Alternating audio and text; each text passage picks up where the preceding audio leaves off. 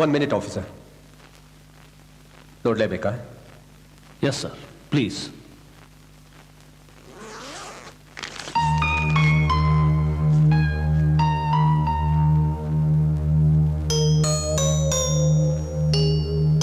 Sir, ಇವ್ ನಿಮ್ಮ ಮಗ ರವಿ ತಾನೆ? ನೋ ನೋ ಸರ್, ದಯವಿಟ್ಟು ಸರಿಯಾಗಿ ನೋಡಿ. ಇವನು ನಿಮ್ಮ ಮಗ ರವಿ. ಇವನು ನನ್ನ ಮಗ ಖಂಡಿತ ಅಲ್ಲ. ಇವನು ನಿಮ್ಮ ಮಗ ರವಿನೇ. ನಿಮ್ಮ ಮಗನ ಮಗ ಅಂತ ಯಾಕೆ ಒಪ್ಕೋತಾ ಇಲ್ಲ? ಆಫೀಸರ್, ಇವನು ನನ್ನ ಮಗ ಆಗಿದ್ರೆ ತಾನೇ ಒಪ್ಕೊಳ್ಳೋದಕ್ಕೆ. ನನ್ನ ಮಗನ ಬಗ್ಗೆ ಬಹಳ ಹೆಮ್ಮೆಯಿಂದ ಹೇಳ್ಕೊತೀನಿ. ಅವನು ಕ್ಯಾಲಿಫೋರ್ನಿಯಾದಲ್ಲಿದ್ದಾನೆ. ಅಲ್ಲ, ಅವನು ಓದ್ತಾ ಇದ್ದಾನೆ. ಬ್ರಿಲಿಯಂಟ್ ಸ್ಟೂಡೆಂಟ್ ಅವನು.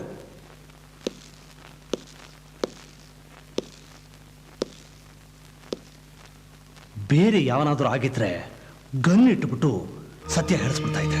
ಏಯ್, ಯಾರೋ ಇವನು? ಏಯ್, ಯಾರೋ ನೀನು? ನಿನ್ಗೆ ಅಪ್ಪ ಅಲ್ವೇನೋ, ಅಮ್ಮ ಅಲ್ವೇನೋ? ಹೋಗೋ ಹೋಗೋ.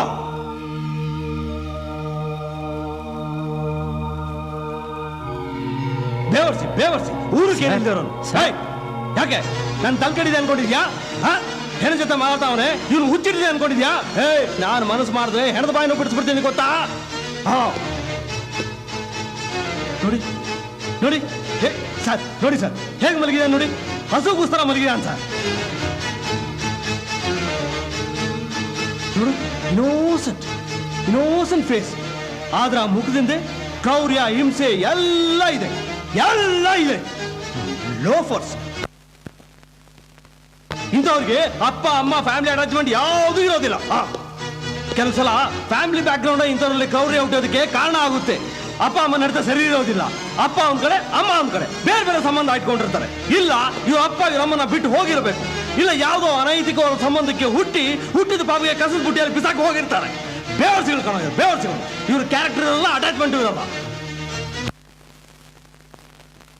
ಅದಕ್ಕೆ ಇಂಥ ದೇಶದ್ರೋಹದ ಕೆಲಸಗಳಲ್ಲಿ ಇನ್ವಾಲ್ವ್ ಆಗಿರ್ತಾರೆ. ಇವನು ಅನಾಥ ಶವ. ಇವನು ಹಿಂದೂ ಮುಂದೆ ಹೇಳೋರು ಕೇಳೋರು ಯಾರೂ ಗತಿ ಇಲ್ಲ. ಒಬ್ಬ ಗಂಡಸ್ ಕುಡ್ದವನಾಗಿದ್ರೆ ಈ ರೀತಿ ಮಾಡ್ತಾ ಇರ್ಲಿಲ್ಲ. ಒಳ್ಳೆ ಕೆಲಸ ಮಾಡಿ ಸತ್ತಿದ್ರೆ ಗೌರವದಿಂದ ಶವ ಸಂಸ್ಕಾರ ಮಾಡಬಹುದಾಗಿತ್ತು.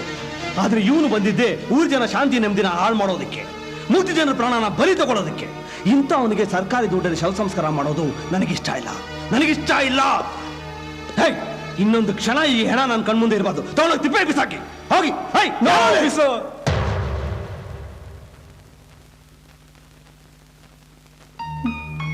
ಆಫೀಸರ್,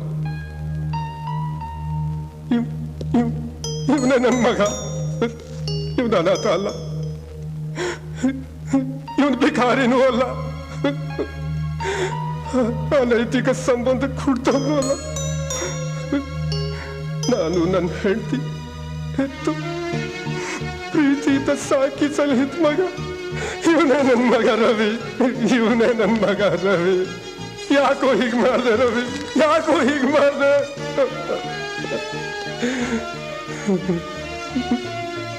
ಸಾರಿ ಸರ್, ನಿಮ್ಮಿಂದ ಸತ್ಯ ಹೊರಗೆ ಬರಲಿ ಅಂತ ಈ ರೀತಿ ಮಾತಾಡಬೇಕಾಯ್ತು. ಐ ಆಮ್ ಸಾರಿ.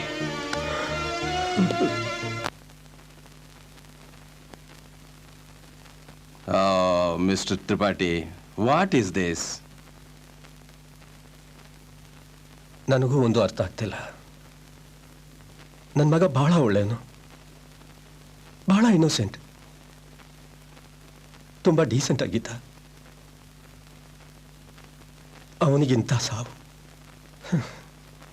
ಈ ಪ್ರಶ್ನೆನ ನನಗೆ ನಾನೇ ಮೊನ್ನೆಯಿಂದ 1000 ಸಲ ಕೇಳ್ಕೊಂಡಿದ್ದೀನಿ. ಸರ್, ರವಿ ಮತ್ತು ನಿಮ್ಮ ಸಂಬಂಧ ಹೇಗಿತ್ತು? ಚೆನ್ನಾಗೇ ಇತ್ತು. ನಾವು ಯಾವತ್ತೂ ಅಪ್ಪ ಮಗನ ಥರ ಇರಲಿಲ್ಲ, ಫ್ರೆಂಡ್ಸ್ ಥರನೇ ಇದ್ವಿ. ಅವನು ಚಿಕ್ಕ ಚಿಕ್ಕ ವಿಷಯಗಳನ್ನೆಲ್ಲ ನನ್ನ ಹತ್ರ ಹೇಳ್ತಾ ಇದ್ದ. ಕಾಶ್ಮೀರದಲ್ಲಿ ಹಿಂದೂಗಳಿಗಾಗ್ತಿದ್ದ ಅನ್ಯಾಯದ ವಿರುದ್ಧವಾಗಿ ಹೋರಾಡ್ತಿದ್ದ. ಯಾರು ಅವನು ಬ್ರೈನ್ ವಾಶ್ ಮಾಡಿದ್ರು, ಯಾವಾಗ ಅವನು ಈ ದೇಶದ್ರೋಹಿ ಗುಂಪು ಜೊತೆ ಸೇರ್ಕೊಂಡ್ನೋ ನನಗೊಂದು ಗೊತ್ತಾಗ್ತಿಲ್ಲ. ದೇಶ ಪ್ರೇಮಿಯಾಗಿ ಸಾಯ್ಬೇಕಾದವನು ದೇಶದ್ರೋಹಿಯಾಗಿ ಸತ್ತ. ಇಂಥವನು ನನ್ನ ಮಗ ಅಂತ ಯಾವ ಬಾಯಲ್ಲಿ ನಾನು ಹೇಳಬೇಕಾಗಿತ್ತು? ಯಾವ ಮುಖ ಇಟ್ಕೊಂಡು ನಾನು ಬಂದು ಬಾಡಿನ ತಗೊಂಡು ಹೋಗ್ಬೇಕಾಗಿತ್ತು? ನೀವೇ ಹೇಳಿ ಸರ್. ಸಮಾಧಾನ ಮಾಡ್ಕೊಳ್ಳಿ ತ್ರಿಪಾಠಿ, ಸಮಾಧಾನ ಮಾಡ್ಕೊಳ್ಳಿ. ಮೊದಲನೇ ಮಗನ್ನ ಹೆಂಡ್ತಿನ ಜಮ್ಮುವಲ್ಲಿ ಟೆರರಿಸ್ಗಳು ನಡೆಸಿದ ಬಾಂಬ್ ದಾಳಿಯಲ್ಲಿ ಕಳ್ಕೊಂಡೆ. ಇನ್ನು ಉಳ್ಕೊಂಡಿದ್ದ ಒಬ್ಬ ಮಗ, ಅವನು ಟೆರರಿಸ್ಟ್ ಅನ್ನೋ ಹೆಸರಲ್ಲಿ ಪೊಲೀಸ್ ಎನ್ಕೌಂಟ್ರಲ್ಲಿ ಸತ್ತಿದ್ದಾನೆ. ಹೇಗೆ ಸರ್ ಸಮಾಧಾನ ಮಾಡ್ಕೊಳ್ಳಿ? ನಾನು ಬದುಕಿದ್ದು ಸತ್ ಹಾಗೆ. ಅವನು ಸತ್ತು ನೋವಿಗಿಂತ ಜಾಸ್ತಿ ಅವನು ಟೆರರಿಸ್ಟ್ ಅನ್ನೋ ಲೇಬಲ್ ಹಚ್ಕೊಂಡು ಸತ್ತಿದಾನಲ್ಲ, ಅದು ನನ್ನ ಲೈಫ್ ಲಾಂಗ್ ಕಾಡುತ್ತೆ. ನನ್ನ ಗೆಳೆಯರಿಗೆ, ನನ್ನ ಕೊಲೀಗ್ಸ್ಗೆ ದೇಶದ ಬಗ್ಗೆ, ದೇಶ ಪ್ರೇಮದ ಬಗ್ಗೆ ಹೇಳ್ತಿದ್ದೆ. ಆದರೆ ನನ್ನ ಮಗನೇ ದೇಶದ್ರೋಹಿ ಆಗ್ತಾನೆ ಅಂತ ನಾನು ಕನಸು ಮನಸ್ಸಲ್ಲೂ ಎಣಿಸಿರ್ಲಿಲ್ಲ. ಈ ಆಘಾತನ, ಅವಮಾನನ ನನ್ನ ಕೈಯಿಂದ ಸಹಿಸ್ಕೊಳಕ್ಕಾಗಲಿಲ್ಲ. ಇದೇ ಕಾರಣಕ್ಕೋಸ್ಕರ ನಾನು ನನ್ನ ಮಗನ ಹೆಣನ ತಗೊಂಡು ಹೋಗಕ್ಕೆ ಬರಲಿಲ್ಲ sir. Mister Tripathi, it's all over now. No no, ಇಲ್ಲ ಇಲ್ಲ, ಇದು ಅಂತ್ಯ ಅಲ್ಲ, ಆರಂಭ. ನೋಡಿ ಮಿಸ್ಟರ್ ಪ್ರತಾಪ್, ನನ್ನ ಮಗನಂತ ಇನ್ನೋಸೆಂಟ್ ಹುಡುಗನ ಮನಸ್ಸನ್ನ ಕೆಡಿಸಿ ಇಂಥ ಕೂಪಕ್ಕೆ ತಳ್ತಾ ಇರೋ ದೇಶದ್ರೋಹಿಗಳು ಯಾರು ಅಂತ ಕಂಡು ಹಿಡಿದು ಅವರ ಸರ್ವನಾಶ ಮಾಡಿ, ಅಷ್ಟೇ ಅಲ್ಲ, ಭಯೋತ್ಪಾದನೆ ಮಾಡ್ತಾ ಇರೋ ಆ ಭಯೋತ್ಪಾದಕರ ಗುಂಪನ್ನ ಕಂಡು ಹಿಡಿದು ಸುಟ್ಟು ಬೂದಿ ಮಾಡಿ.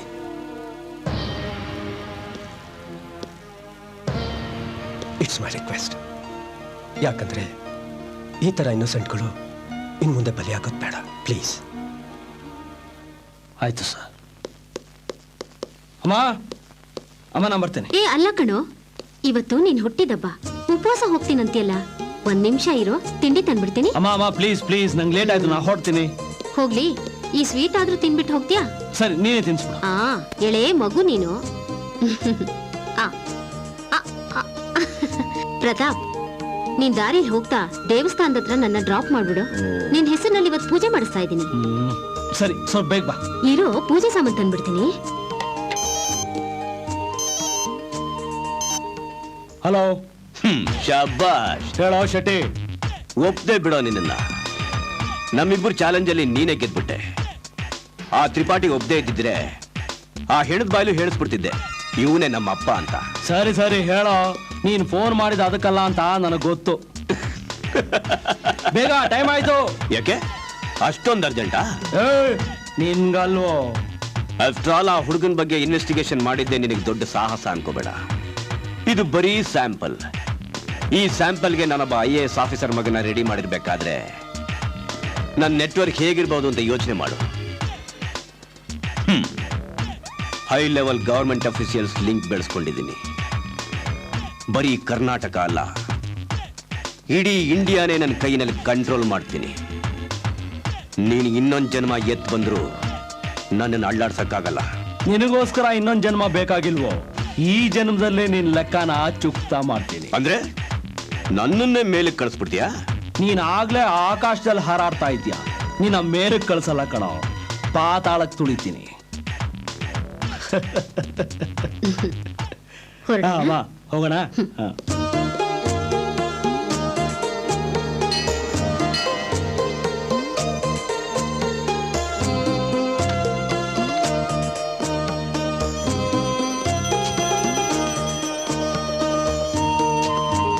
ಪ್ರತಾಪ್, 5 ನಿಮಿಷ ನೀನು ಬಂದು ಹೋಗು. ಅಮ್ಮ, ಡ್ರಾಪ್ ಮಾಡು ಒಂದೇ ಡ್ರಾಪ್ ಮಾಡಿದ್ದೀನಿ. ಡ್ಯೂಟಿ ಅವರ್ಸ್ ಅಲ್ಲಿ ಜೀಪಲ್ಲಿ ಕೂರ್ಸ್ಕೊಂಡ್ ಬಂದಿದೆ ತಪ್ಪು, ಇನ್ನು ದೇವಸ್ಥಾನ ಬೇರೆ ಬಾ ಅಂತ್ಯಾ? ಆಯ್ತಪ್ಪ, ಯಾವಾಗ ನೋಡಿದ್ರು ರೂಲ್ಸು ಅಂತಿರ್ತೀಯ. ಸರಿ ಬಿಡು. ಅಯ್ಯೋ ಅಮ್ಮ, ಬೇಜಾರ್ ಮಾಡ್ಕೊಬೇಡ. ನಿನ್ ಸಮಾಧಾನಕ್ಕೋಸ್ಕರ ಇಲ್ಲಿಂದ ನಮಸ್ಕಾರ ಹಾಕ್ಬಿಡ್ತೀನಿ. ಅಪ್ಪ ಪರಮಾತ್ಮ ಕಾಪಾಡು. Hi sir. ಇಲ್ಲೂ ಬಿಡ್ಲಿಲ್ವಲ್ರಿ ನೀವು? ಇವತ್ ನನ್ ಬರ್ಡೇ ಸರ್, ಅದಕ್ಕೆ ದೇವಸ್ಥಾನಕ್ಕೆ ಬಂದಿದ್ದೆ. ಇವ್ರು ನಿಮ್ ತಾಯಿಯವರ? ಹೌದು. ನಮಸ್ಕಾರಮ್ಮ. ನಮಸ್ಕಾರ. ನನ್ನ ಹೆಸರು ಕೀರ್ತಿ ಅಂತ, ಪ್ರೆಸ್ ರಿಪೋರ್ಟರ್. ನೀವು ಕೂಡ ದೇವಸ್ಥಾನಕ್ಕೆ ಬಂದ್ರ? ಹೌದು, ಇವತ್ತು ಇವಂದು ಹುಟ್ಟಿದಬ್ಬ, ಪೂಜೆ ಮಾಡ್ಸೋಣ ಅಂತ. Oh I see, happy birthday sir. ಯಾಕೆ ಸರ್, ಸೇಮ್ ಟು ಯು ಅಂತ ಹೇಳಲ್ವಾ? ಅಮ್ಮ, ಪೂಜೆ ಮುಗಿಸ್ಕೊಂಡು ಆಟೋದಲ್ಲಿ ಮನೆಗೆ ಹೋಗು. ಅಯ್ಯೋ, ಆಟೋ ಏಕೆ, ನನ್ ಗಾಡಿನೇ ಇದೆಯಲ್ಲ, ಬನ್ನಿ ಡ್ರಾಪ್ ಮಾಡ್ತೀನಿ. ಆಯ್ತಮ್ಮ.